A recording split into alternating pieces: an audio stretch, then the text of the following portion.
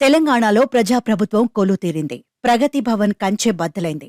బానిస సంకెళ్లు బద్దలయ్యాయి. ఇక తెలంగాణ స్వేచ్ఛగా ఊపిరి పీల్చుకుంటుంది. మరిప్పుడు ఆంధ్ర వంతు వచ్చింది. ఆంధ్రాలో కూడా తాడేపల్లి ప్యాలెస్ బద్దలవుతుందా?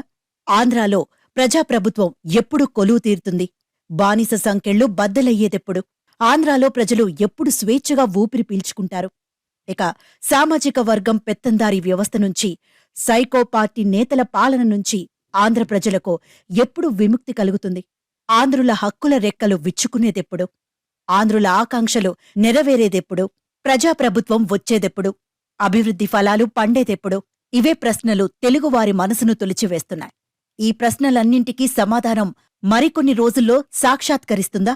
అంటే అవుననే సమాధానం వస్తుంది.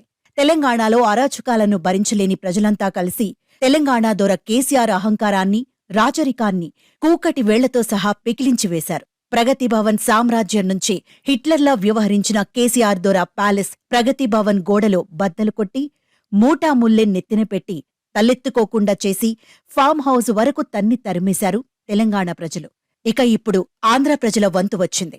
సొంత తండ్రి ఫ్యాక్షనిజాన్ని, దత్త తండ్రి పెత్తందారీ పోకడలను, అహంకారాన్ని పునికిపుచ్చుకున్న సైకో సీఎం జగన్ రెడ్డిని కూడా ఆంధ్రులు వచ్చే ఎన్నికల్లో ఇదే విధంగా తాడేపల్లి ప్యాలెస్ గోడలు బద్దలు కొట్టి, మూటాముల్లె నెత్తిన పెట్టి, తలెత్తుకోకుండా చేసి చెంచలుగూడ జైలు వరకు తన్ని తరమేస్తారని టాక్ వినిపిస్తోంది.